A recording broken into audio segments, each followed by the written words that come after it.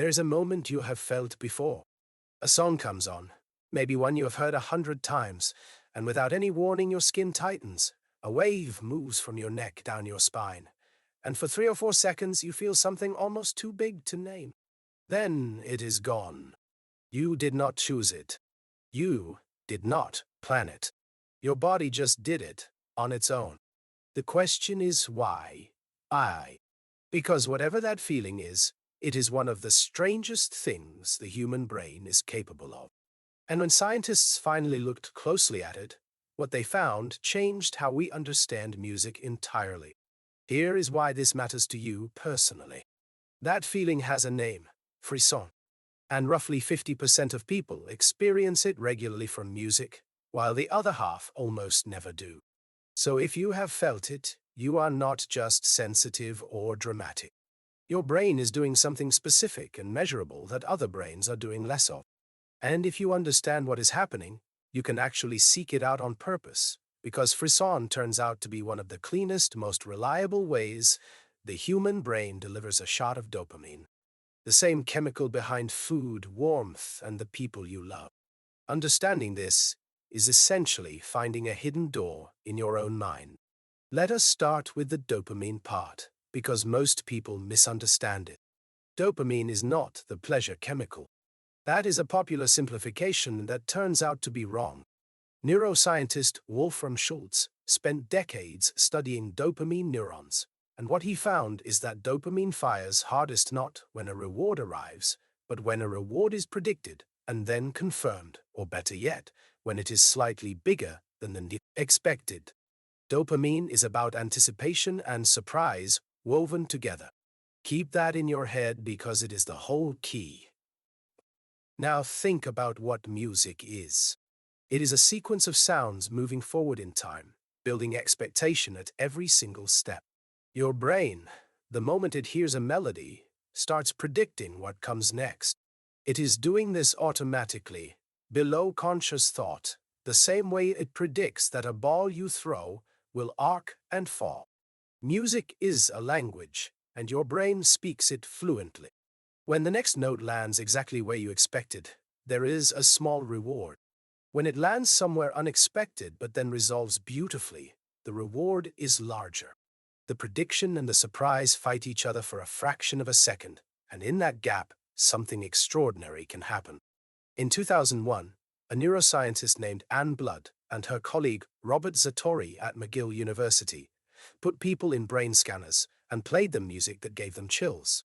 They were the first to confirm, using direct brain imaging, that frisson activates the same deep reward circuits that light up for food and sex.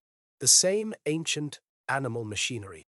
Their paper in the Proceedings of the National Academy of Sciences showed that, as the chills intensified, activity increased in the nucleus accumbens, the ventral tegmental area, the cerebellum. These are not the polite, sophisticated parts of the brain. These are old, fundamental. Music was reaching down past all the civilized layers and touching something underneath.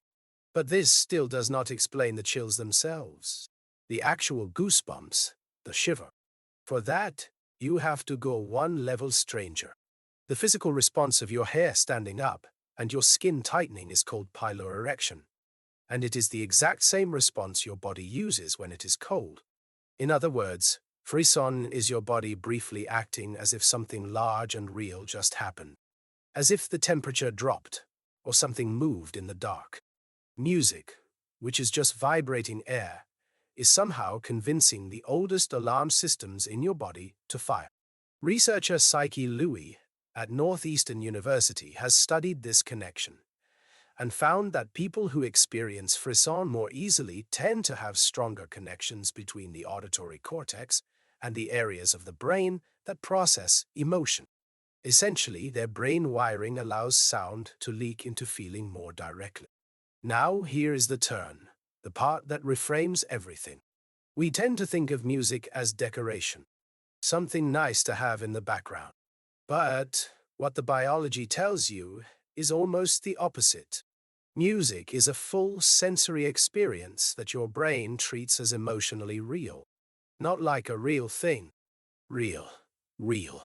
When a melody builds and then resolves, your dopamine system responds the same way it does when an actual good thing happens to you in the actual world. When the tension rises, your threat detection systems briefly activate, the same ones that kept your ancestors alive. Music is not a simulation of emotion. It is emotion produced by sound. And the people who feel it most intensely, the ones who get the chills regularly, tend to score higher on a personality trait called openness to experience, which was documented in a 2016 study by Matthew Sachs at the University of Southern California. Not emotional in general, specifically open, curious, drawn to novelty and complexity. It is as if their brains are tuned to catch the moment when a melody does something unexpected and beautiful, to feel the gap between what was predicted and what actually arrived. So the next time you feel it, that wave moving down your neck, here is what you now know is happening. A piece of music set up a prediction, and then either gently broke it or fulfilled it in a way bigger than you expected. Your dopamine system fired in the same circuit that rewards warmth and food and connection.